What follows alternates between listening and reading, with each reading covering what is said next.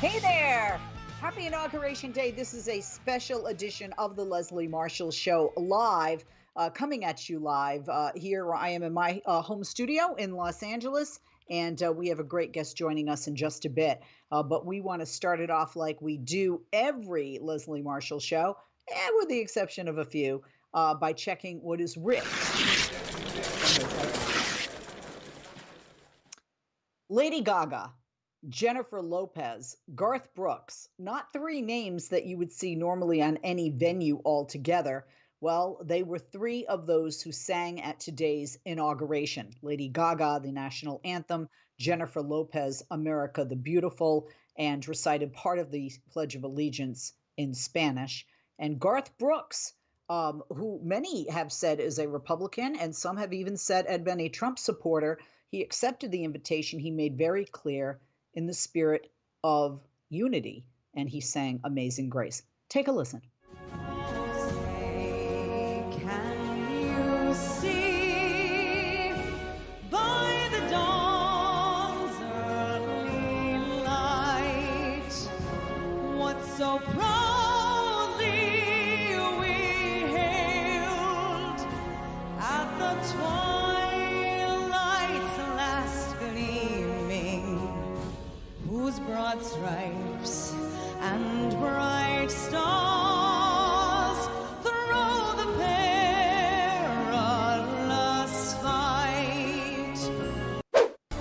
This land was made for you and me, you and me. Oh, America, America,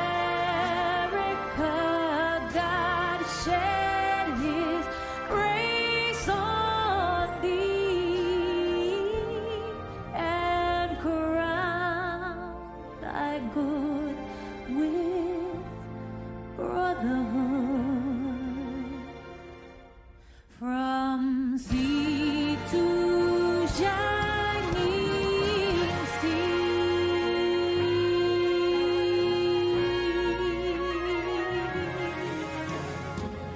Una nación bajo Dios, indivisible, con libertad y justicia para todos. Let's get loud.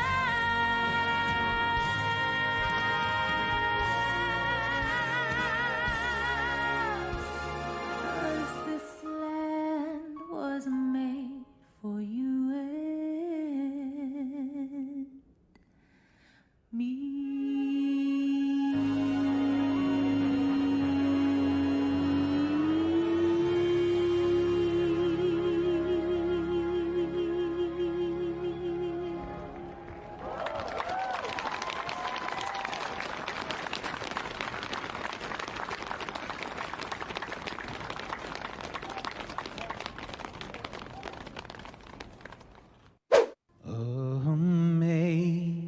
Amazing grace, how sweet the sound that saved a wretch like me.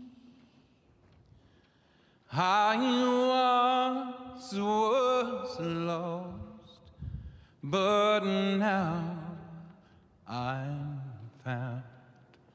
Was blind, but now I see. Beautiful. Lady Gaga with the national anthem, Jennifer Lopez with America the Beautiful, and Garth Brooks with Amazing Grace. I want to say just something personal. I was listening on NPR last night to a radio interview with the man who is responsible for taking President Barack Obama's favorite picture that stood outside of the or was posted on the wall outside of the Oval Office for 8 years and is still with the president. And he wrote about it in one of his books. It's a picture of African Americans huddled around a radio at the Lincoln Memorial when Barack Obama was at Grant Park after he had been elected president for the first time and the first African American president and their reactions to this, listening to his words huddled around that radio at the base of the feet of the statue of Abraham Lincoln. I have had some sprinkler issues, which is a problem. I live in a high fire zone. We have very dry weather. It's been very hot temperatures lately, and we've had very high winds. Those are all bad ingredients for fire, and you need to make sure that your sprinkler system works. So this morning, I had some gentlemen outside my home on the hillside working on that sprinkler system, and all of them spoke Spanish. I speak Spanish, really bad grammar, but I do speak Spanish conversationally. I walked out to offer them coffee or water this morning, and they were huddled around a radio. They were working, but they had the radio. Some people had their phones on, listening to the inauguration. And when Jennifer Lopez said in Spanish, part of the Pledge of Allegiance, I saw tears in their eyes. And it was very powerful, very moving. It's nice to be united and, and embrace our diversity. Next up, the first woman after over 200 years. Ladies, we finally got a chick in the White House. Former California Senator Kamala Harris is sworn in as the first female vice president. She is also the first Black vice president and the first Southeast Asian vice president, being of Indian descent. I just want to say, sitting next to my daughter, and my husband is Indian, my daughter who is a girl, and my daughter who is half Indian, looking at a woman that makes her not only think she can be anything she wants to be, but maybe believes it a bit more, was very heartwarming as a mom. Here's Kamala Harris being sworn in as the first female, Black, and Southeast Asian Vice President of the United States. Please raise your right hand and repeat after me. I, Kamala Davy Harris, do solemnly swear Kamala Davy Harris, do solemnly swear that I will support and defend the Constitution of the United States that I will support and defend the Constitution of the United States against all enemies, foreign and domestic, against all enemies, foreign and domestic, that I will bear true faith and allegiance to the same, that I will bear true faith and allegiance to the same, that I take this obligation freely that I take this obligation freely without any mental reservation or purpose of evasion, without any mental reservation or purpose of evasion, that I will well and faithfully discharge that I will well and faithfully discharge the duties of the office on which I am about to enter. the duties of the office upon which I am about to enter. So help me God. So help me God. And that's being sworn in by Justice Sotomayor, who is the first Hispanic Latina Supreme Court justice on our nation's highest bench. Let's go now to the swearing in of Joe Biden, former vice president, former senator, being sworn in, as many of us were fearful would not happen today, with so many people lying and trying to obstruct justice and free and fair elections with absolutely zero evidence of widespread voter fraud and fear of violence after what happened January 6th. With the sun shining, it went off beautifully as planned. Here's Joe Biden being sworn in as the 46th President of the United States. Please raise your right hand and repeat after me. I, Joseph Robinette Biden, Jr., do solemnly swear I, Joseph Robinette Biden, Jr., do solemnly swear that I will faithfully execute that I will faithfully execute the office of President of the United States office of President of the United States and will, to the best of my ability, to the best of my ability, preserve, protect, and defend preserve, protect, and defend the Constitution of the United States. the Constitution of the United States. So help you God. So help me God. Congratulations, Mr. President.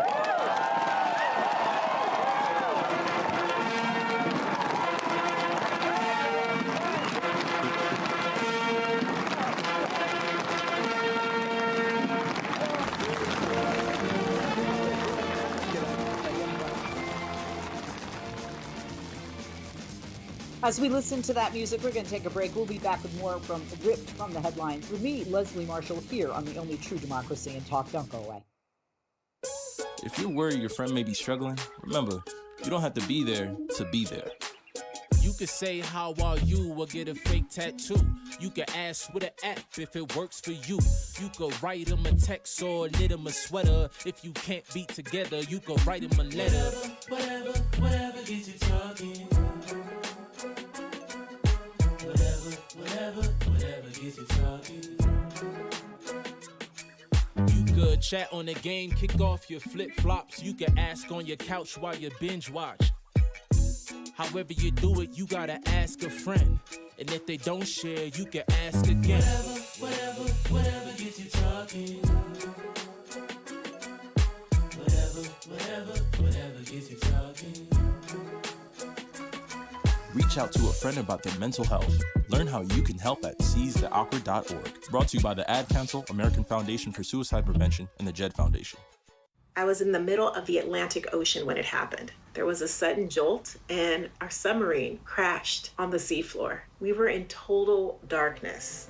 That's Dr. Dejana Figueroa, a marine biologist and STEM teacher, talking about a deep sea dive she'll never forget. It's funny, when I was a kid, I was afraid of the ocean, and there I was, 2 miles below the surface. But as a scientist, you prepare for that. Using our training and a little creativity, we fixed the sub and finished our experiments. The dive was just too important. Every dive gives us glimpses at things few people ever get to see. Glowing creatures, fiery undersea volcanoes. When we got back to the surface, I kissed the ground and called my mom, of course. But you know what? I wouldn't trade that dive for anything. Dr. Figueroa uses her passion for STEM to discover new things and make the world a better place. She can STEM, so can you. Check out She Can STEM for more stories and inspiration. I'm Rick Smith, and this is Labor History in 2. On this day in labor history, the year was 1937. That was the day the Flint Women's Emergency Brigades were founded. Janora Johnson, a socialist, was a main leader of the Women's Auxiliary Number 10 throughout the strike. A different kind of auxiliary, it built the leadership skills of women through classes in labor history and public speaking. It also set up a first aid station and child care center, raised strike funds, and walked the picket lines. The Women's Auxiliary was transformed through its actions at the Battle of Bull Run when the women put their bodies between the strikers and the police. According to Janet Hazzett, the women moved beyond supporting the strike to participating in it. 50 women signed up the next day. By the end of the strike, over 300 women had joined. The women adopted an official uniform of red berets and red armbands. They were armed with clubs to smash factory windows when police gassed the sit-downers. Their participation in the strike was heroic, and their work continued after the victory. They sought to represent the interests of women auto workers, who often found co-workers less than welcoming and experienced sexual harassment and occupational discrimination at the hands of supervision. Many women auto workers formed the core leadership of several chapters. Historian Nancy Gabin notes that this was not always the appropriate arena for advocacy, saying, quote, "By encouraging women workers to participate in the auxiliaries, the UAW abdicated its responsibility to these workers." However, Johnson emphasized, it was a radical change to give women a right to participate in discussions with their husbands, with other union members, with other women, to express their views. That was a radical change for those women at that time. Labor History in 2 brought to you by the Illinois Labor History Society and The Rick Smith Show. If you miss Leslie on TV this week, catch up at lesliemarshallshow.com.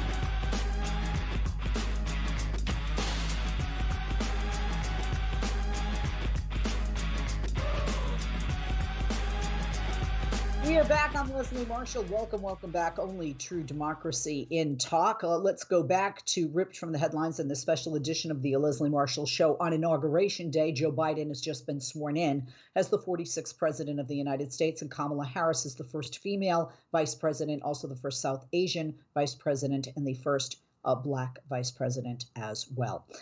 Let's take a listen to part of President Biden's inaugural speech, when he referenced, quote, "This is our historic moment What's going on with me? I need more coffee. Quote, this is our historic moment of crisis and challenge, and unity is the path forward. Take a listen.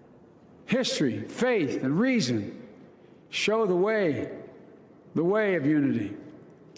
We can see each other not as adversaries, but as neighbors. We can treat each other with dignity and respect. We can join forces, stop the shouting, and lower the temperature. For without unity, there is no peace, only bitterness and fury. No progress, only exhausting outrage. No nation, only a state of chaos.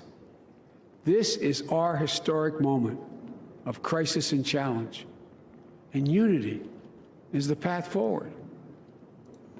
And we must meet this moment as the United States of America. That's what our forefathers wanted us to be, folks. In our next audio, this is President Biden from his inaugural speech, talking about that violent mob who failed, thankfully, to overthrow our government right where he was standing. Take a listen. Here we stand, just days after a riotous mob thought they could use violence to silence the will of the people, to stop the work of our democracy, to drive us from this sacred ground. It did not happen.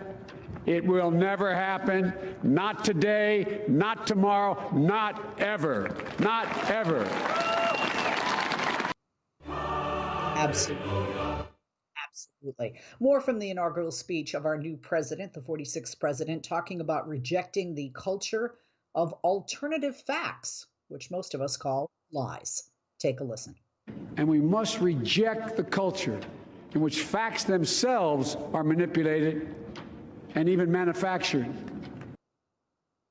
Absolutely. More from that speech. Our new president lays out the multiple crises that we as Americans face. We face an attack on our democracy and on truth, a raging virus, growing inequity, the sting of systemic racism, a climate in crisis, America's role in the world. Any one of these would be enough to challenge us in profound ways. But the fact is, we face them all at once, presenting this nation with one of the gravest responsibilities we've had. Now we're going to be tested. Are we going to step up, all of us? It's time for boldness, for there's so much to do. Absolutely. And lastly, in our audio series for today, from that inauguration speech, President Biden had a message not just to Americans, but to those beyond our borders. So here's my message to those beyond our borders. America has been tested, and we've come out stronger for it. We will repair our alliances and engage with the world once again. Yes, we will. That's the audio presentation for Ripped from the Headlines today. Next in Ripped from the Headlines, let's take a look at some of the polls. Several new polls help to show where the public is, one of which is on energy and climate as the president takes office. Now, why does this matter? Well, people tend to favor emissions cutting and low carbon energy initiatives, but it's hardly top of mind. Driving the news, a new Morning Consult poll showed registered voters support Joe Biden taking the following steps. Rejoining the Paris deal, 56% support versus 25% are opposed. The United States will be rejoining the Paris Agreement. And President Emmanuel Macron also tweeted that today. Welcome back to the Paris Agreement on the day of this inauguration of the new administration incoming. Requiring public companies to disclose emissions and climate risk, well, 63% that support that. Versus 19% opposed. Imposing methane emission limits on oil and gas operations, 55% support that versus 23% opposed. Big public investments in electric vehicle charging, 54% support that versus 24% opposed. Now, separately, the New York Times reports on post-election polling from Yale and George Mason universities showing 66% said that developing sources of clean energy should be a high or very high priority. 8 in 10 people back tax breaks for people who buy solar panels or electric cars. And the same share back a program that would hire out-of-work coal miners to shut down old coal mines safely and restore the landscape. But climate and energy policy are not at the top of poll respondents' list of concerns and interest. Let's take a look at what the Morning Consult findings were. A new Associated Press poll showed that 68% of adults named the economy as one of the top 5 things, like usual, they want the government to work on.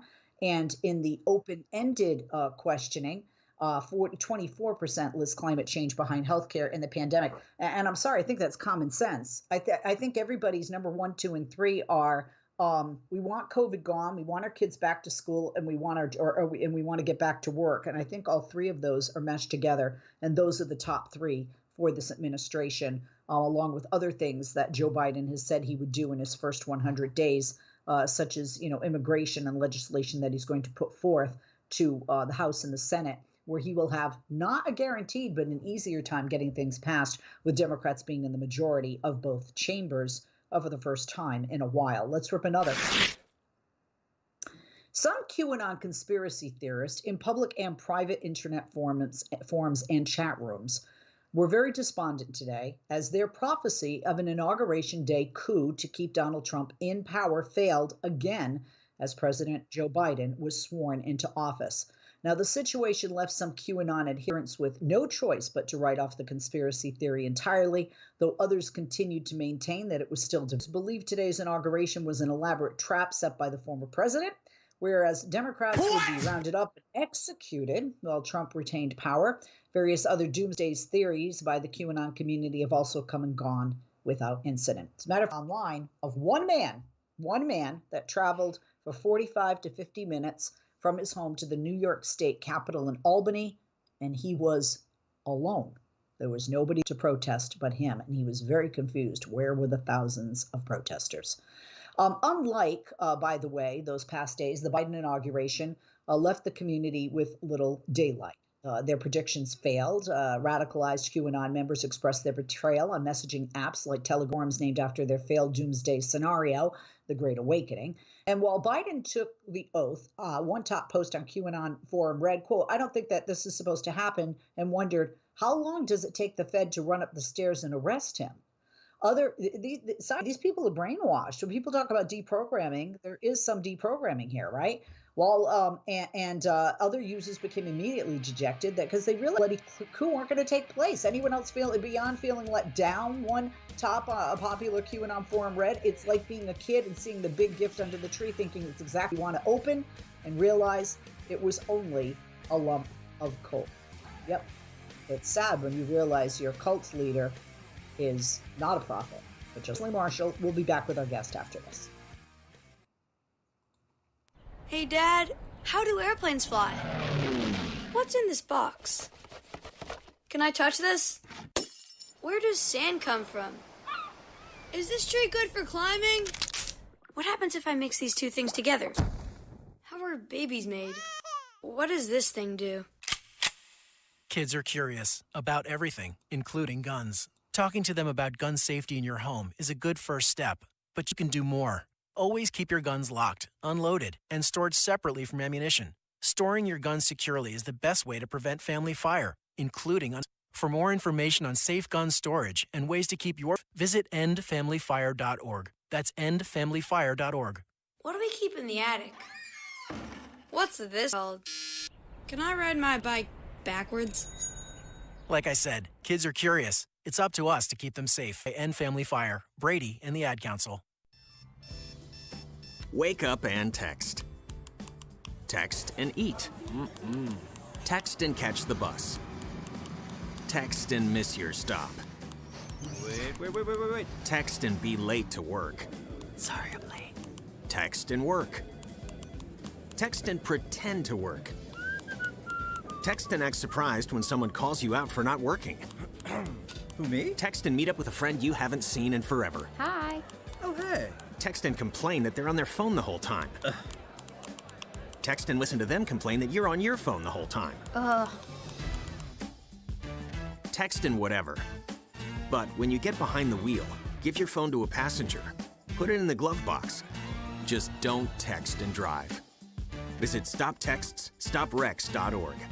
A public service announcement brought to you by the National Highway Traffic Safety Administration and the Ad Council. ransacking and terrorizing of Congress by violent trumpeters is an outrage, right? Even Republican congressional leaders have rushed to assail the mob invasion, calling it a desecration of America's democratic ideals. For example, the GOP Senate leader, Mitch McConnell, denounced the invading outsiders as thugs, lecturing that self-government, quote, requires a shared commitment to truth and shared respect for the ground rules of our system. But wait, what about the insider mob? The lawmakers who routinely run roughshod over our ideals of equality and justice. So many of the pious members who are now so prissily crying out for decorum and respect for the process openly solicit special interest cash to do favors for the donors, while ignoring the basic needs of workaday people they supposedly represent. Excuse me, Mitch, but for the past 4 years, weren't you Trump's most destructive Machiavellian monkey wrencher in Congress? Yes, you were, relentlessly stomping on truth and rigging legislative ground rules to ram his plutocratic, autocratic agenda into law. You even stoked his depraved narcissism. For weeks after it was clear that Joe Biden had won the presidency, you cynically fed Trump's fantasy that he had won, helping spread a furious disunity across America. The mob that you deplore for rampaging into your inner sanctum of power and privilege is of your own making. They're your angry political chickens coming home to roost. It's a scream and a disgrace to see not only McConnell but also self-aggrandizing icks like Ted Cruz now posing as righteous statesmen. Cruz unctuously proclaimed, "We must come together and put this anger and division behind us." This is Jim Hightower saying, so let's also shine the light of justice on the mob of insider elites who so selfishly continue desecrating American democracy.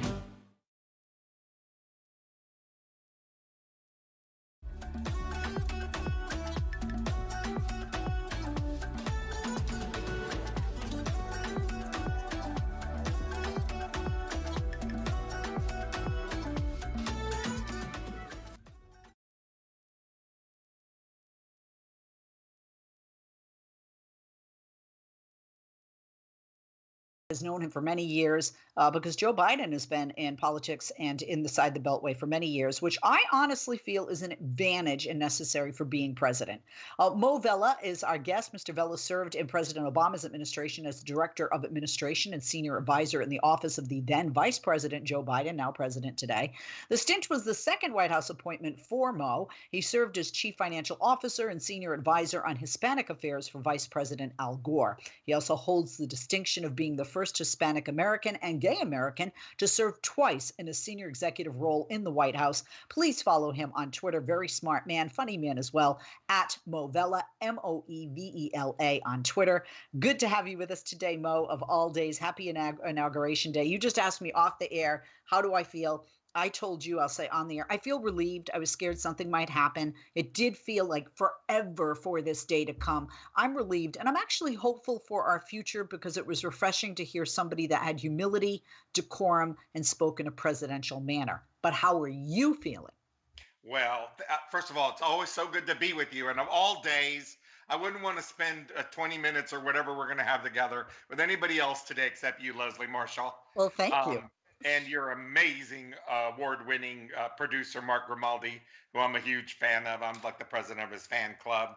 So, Leslie, you asked me how I feel. I'll be honest with you. I actually cried live on television this morning. I wept, and I find myself weeping like a child and then beaming with pride. And then just, as I just tweeted just before we went on together, that you could just, it's palpable, this global collective sigh of relief. That's what I just tweeted. It's palpable. Right. You just used the word relief as well. And you can just feel this big exhale, but not just here, all over the world where people were rooting for us. They wanted us to take our country back. And I just feel hopeful. Right. So between tears and laughter, an immense amount of hope and optimism. You know, I have two children, my 12-year-old daughter, my 13-year-old son, and my husband's Indian. So my daughter's half Indian, even though she's like got dirty blonde hair and looks like lighter than me. And it's sort of like, whose kid is she? But I said, come here, Ella, you've got to look at this. And, I'm getting all upset and I'm crying. And, my kids are teen and preteen, so they're very cynical. And I said, look, this is a girl. We haven't had a girl in the White House in over 200 years. And I said, and she's half Indian, you're half Indian. And she's like, I get it, mom. I get it, mom. Like, stop crying. And my kids at the end, sadly, I was like, what do you think? They're like, it was kind of anticlimactic. Glad, mom, they knew that word. But at the same time, kids nowadays, it's sort of like, think about the technology that they look at even on YouTube and TikTok. It's sort of like, well, where's the fireworks? But but I was very happy. And I said to my daughter, you may be, mocking mommy right now, but someday when you're a woman, you will remember this moment. And I hope we are together when a woman is not second in the White House, but first. Yeah. Let's talk about. Now that possibility exists. Right. Leslie. I want to talk about so many things. And Mark, don't get mad at me. I know you've prepared all this stuff, but I have other questions I want to ask too. I was on taping earlier, a conservative talk show that's running right now. People can, watch me live and hear me taped. And that's Kevin McCullough. He is a conservative talk host. He is a friend of mine, and he and I share a best friend, and they're both Republicans. And he's a Trump Republican. She is not. And I say that because he and I were talking about where these supporters go. And, he talked about over 70 million people. And I said, in 2016, there were over 60 million of us that were very upset. And we were told to, chill out, get over it. Like I said, so much to talk about. So first, there are two things that happen when you don't see somebody: out of sight, out of mind, or absence makes the heart grow fonder. What is your prediction for those that followed Donald Trump in almost a cult-like manner that led to what happened on January 6th? Does this movement grow, or does it die down because they won't see and hear him perhaps as much in the next 4 years? That's a great question. I appreciate you asking me that. I actually have been saying this for a while, even before the election was over.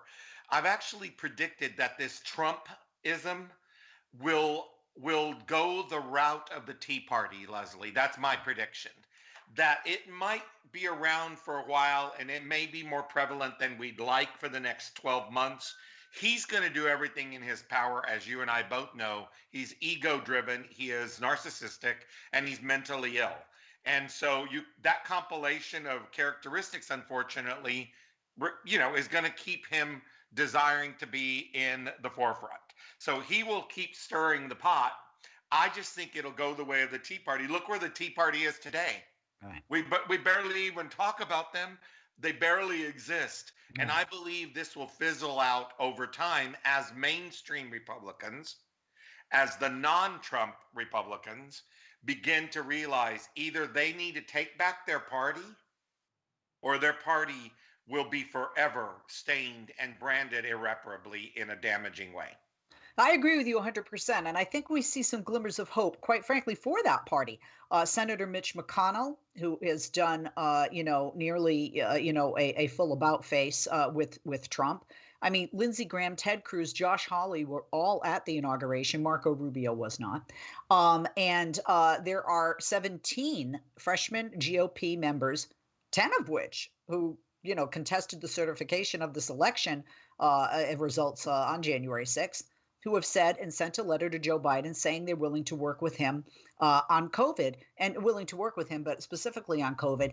And that's how it has to be, and it should be, because not only do they have their careers and their party, but COVID is not political. And they all know deep down at the bottom of their soul, it's not political. And if their constituents don't stop dying from this virus, they're going to lose their jobs. And like my husband always says, we have to look at the greater good, which other countries have. New Zealand, the greater good, whether it's with guns or with masks, the greater good. And we've lost sight of that with COVID. So do you think there is hope for the Republican Party with some of the things I just mentioned? I absolutely do. I'll tell you my assessment of this after I got over the shock, and I'm still not over it, frankly, the insurrection and this domestic terrorist of 2 weeks ago today. But I'll tell you, my mama used to tell me growing up in Texas when I was young, honey, from all bad can come some good. Right. And I used to teach a law school class called Unintended Consequences. And I believe that these domestic terrorists, clearly their intent was horrible, hateful, divisive, ugly, egregious, just everything wrong, criminal, felonious. But one of the good things, Leslie, I think that has come out of this is some of the stuff you're alluding to. I think an unintended consequence of their horrible behavior is an acceleration and an expediting this unification process. You're getting that letter from 17 House members. You're getting a Mitch McConnell who started immediately standing up and saying, wait a minute, and this is not okay. So this incident, in my humble opinion, accelerated this. Now, combine that, and I'll shut up, but combine that with Joe Biden's, anybody can hate him or whatever, but you can't argue on this. He has a unique gift to connect with people of all walks of life, of all ideologies, of all political stripes. The man can connect with human beings. So you combine what I just described with his unique gifts as a human being, and that combination, in my opinion, is going to accelerate. Now, is this a kumbaya overnight? No way. You and I both do shows all the time. We're not stupid. This isn't, it's not going to happen overnight. Right. But I do believe through deed, word, and action, just watch. They're signing 17 executive orders today. Right. I'm watching the screen behind you. He just arrived at the White House. He's on the way in. He's going to sign 17 executive orders. Go down the list. Every one of them is symbolic as well as proactive or erasing in nature. Right. But they all send a message, Leslie. Oh, no, absolutely. And, President Biden got a lot of flack for saying, I don't hate Republicans. I like Republicans. I've worked with Republicans. Right. And he got a lot of flack from those on the left, especially the left part of our party, because he said he was willing to do that. And I think that was smart, but I also think it was honest. Speaking of the left, we have some fractures within our own party. Yeah. Is the squad going to give Joe Biden a difficult time, or we're gonna take a break, and then I want you to answer. Is the squad going to give Joe Biden a difficult time, or are we going to be able, as Democrats, to look at what's happened to the Republican Party and say we can't do that? We need to follow the president and unite within our party, not just as leaders for our nation. We'll be back and get your response on the other side of this break to that. I'm Leslie Marshall. We'll be back with our guest, Mo Vela, right after this. Follow him on Twitter at Mo Vela, Moevela. I'm Leslie Marshall. Don't go away. Follow Leslie on Twitter. Just go to www.twitter.com/Leslie Marshall, and we'll be sure to share your tweets.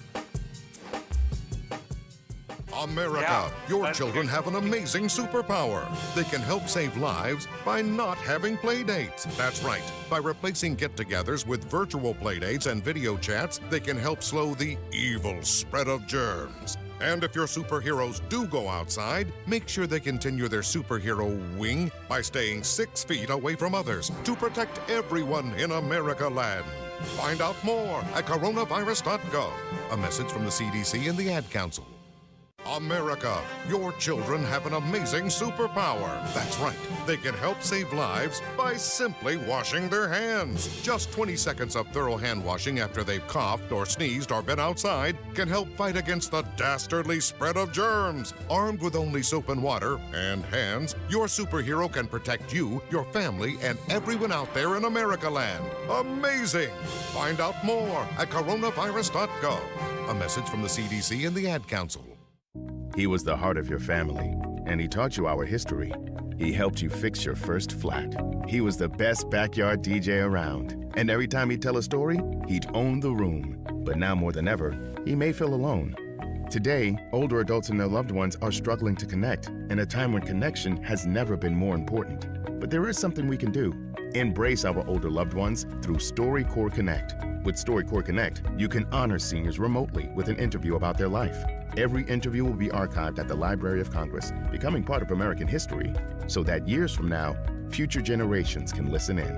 All right, Grandpa, what's one piece of advice you have for me? Just 3 words, sweetheart. Live with courage. The man that had the best stories still has plenty of stories to tell. So connect virtually and share the conversation of a lifetime at StoryCorps Connect.org/AARP. Connect, honor, share. StoryCorps Connect. A message from AARP, StoryCorps, and the Ad Council. Welcome to Code WAC, your podcast on America's broken healthcare system and how Medicare for All could help. I'm your host, Brenda Gazar. How does a father cope after losing his 29-year-old son to suicide? A suicide that happened after his son missed a $20 health insurance premium? If you're Scott Denoyer, you fight to ensure no one else loses a beloved child to America's flawed healthcare system. Scott Denoyer of upstate New York says his son Danny was the comedian of their family, but Danny is no longer with them. On April 9th, 2019, the young father of two took his own life after he was discontinued from his health insurance and stopped taking his medicine for mood disorders. That happened after he missed a $20 insurance premium that he didn't realize he owed. It was around mid-February of 2019 that Danny had moved in with me. He was having a couple of problems, domestic issues with his girlfriend, which also was the mother of his child. And when he came in, he had just refilled his medication, which was risperidone, an atypical antipsychotic which has a known suicidal risk from withdrawals. After the first month, he comes home one day and he's like, "Pops, I went to get my medicine refilled today and I found out my insurance had been canceled." "Okay, Danny, not a big deal." The medication he was on was for mild psychosis. He didn't have suicidal thoughts. He had anger issues, and the medication was working. His words to me in this kitchen that day was, "Pops, I know I need this medicine." So I told him, like, "Danny, okay, not a big deal. You know, how much is it?" He tells me it's $250. It's a big deal because we don't have $250 lying around. Get the full Code WAC story on ProgressiveVoices.com and on the PV app. Catch all our episodes by subscribing to Code WAC wherever you find your podcasts. This podcast is powered by Heal California, a nonprofit that uplifts the voices of those fighting for healthcare reform around the country. Until next time, stay healthy. If you miss Leslie on TV this week, catch up at lesliemarshallshow.com.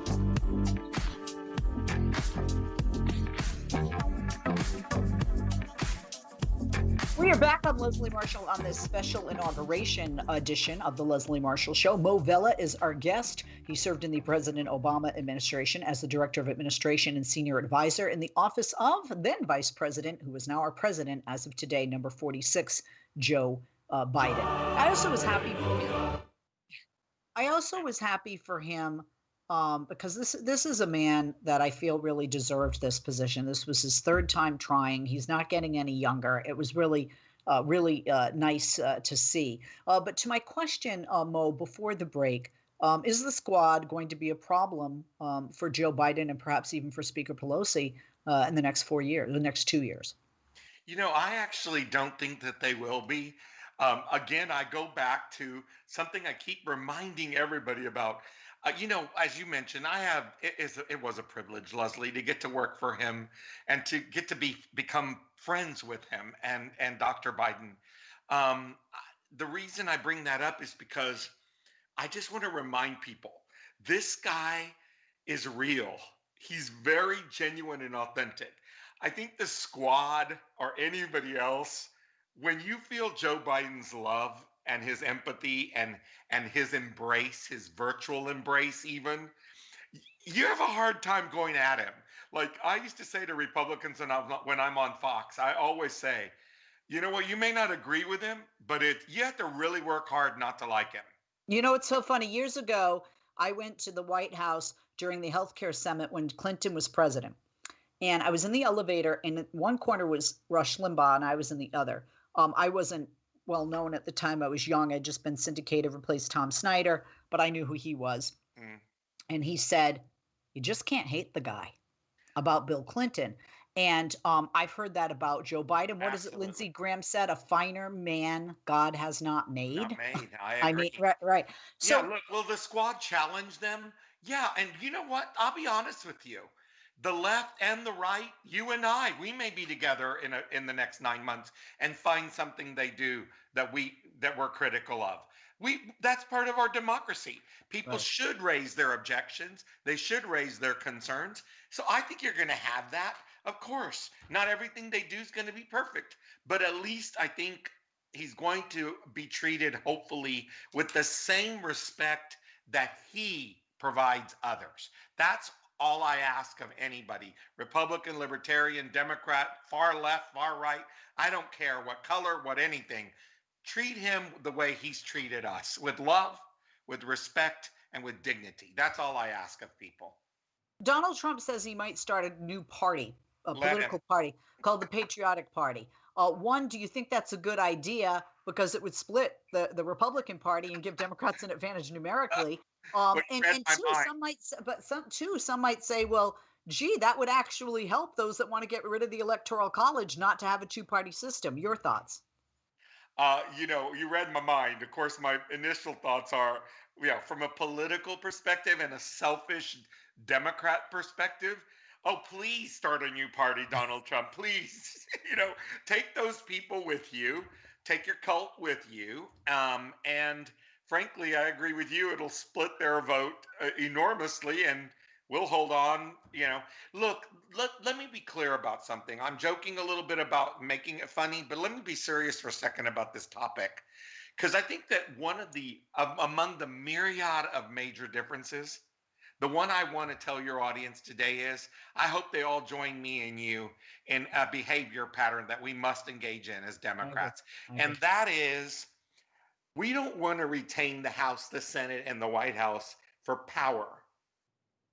We need to retain those because we want to do right by as many Americans as possible, because of our spirit of inclusion, because of our spirit of equality, because of our spirit of treating all humans with some decency and dignity. And so let's just keep reminding ourselves politically, we don't want to do this for control or power. We want to do this because we feel confident we can implement the policies that will most impact in a positive way.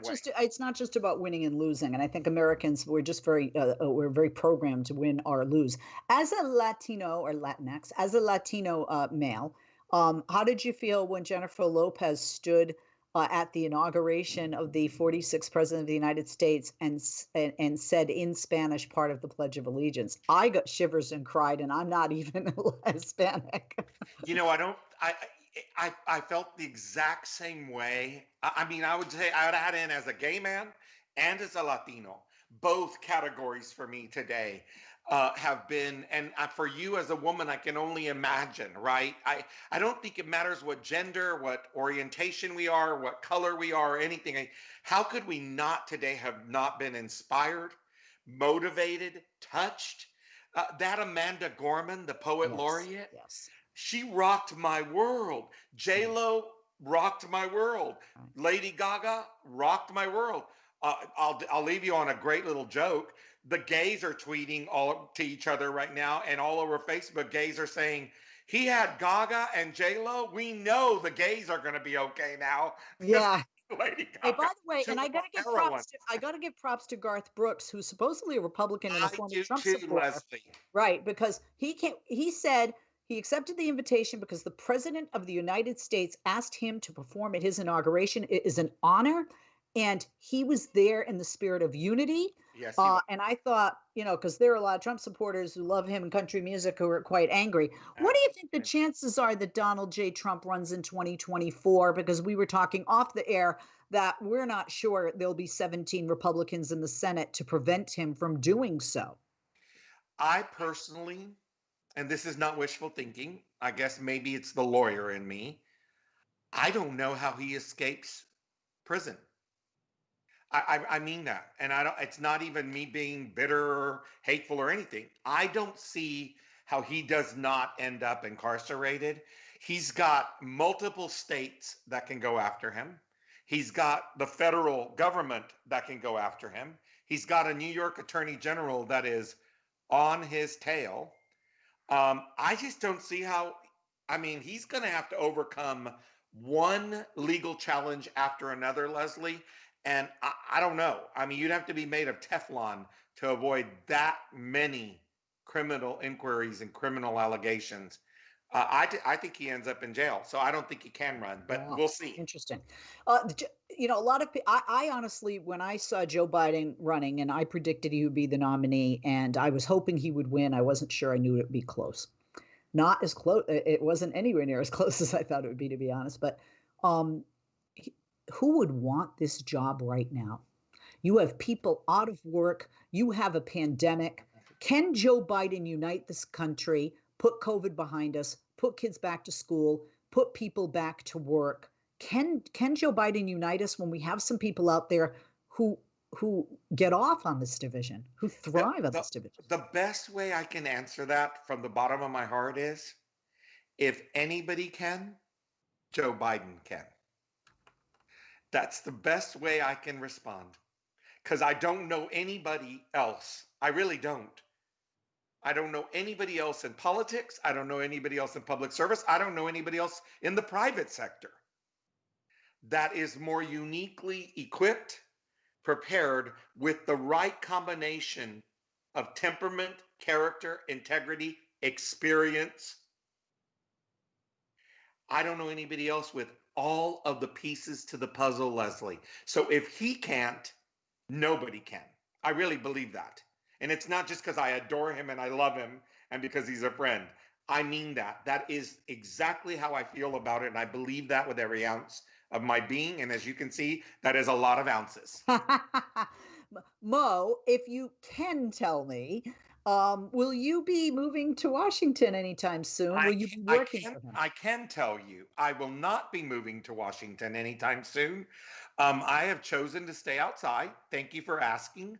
I really feel like a couple things. One, I got to make a little, very small iota of American history, as you mentioned, by being the first Latino and the first gay American to serve twice in a. You know what you do after that? You move out of the way so that somebody can start and have 3 tenures. And so sometimes, I'm 59 years old, and my thing is, you know what? I got to move out of the way so that new leaders can emerge. How can they emerge if we don't get out of the way? And you know what? Frankly, I'd rather keep doing your show. I guest host for you once a month or so. And that's like a dream come true for me. And we love it. I wouldn't get to do all of those things, right. And I'm on Kennedy tomorrow night on Fox Business, and I'm on Al Jazeera, and you know what I'm saying? And Sky Saudi and whatever in Australia.